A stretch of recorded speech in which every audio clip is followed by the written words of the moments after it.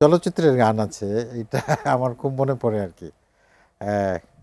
যে এটা সম্ভবত খান আতা সাহেবের সুর করা এবং লেখা গান, যে মাগো তোর মায়ের মতো আপন কেহ নাই রে, মায়ের মতো আপন কেহ নাই, মা জননী নাই রে যাহার, ত্রিভুবনে তাহার কেহ নাই রে, মায়ের মতো আপন কেহ নাই রে, মায়ের মতো আপন কেহ নাই।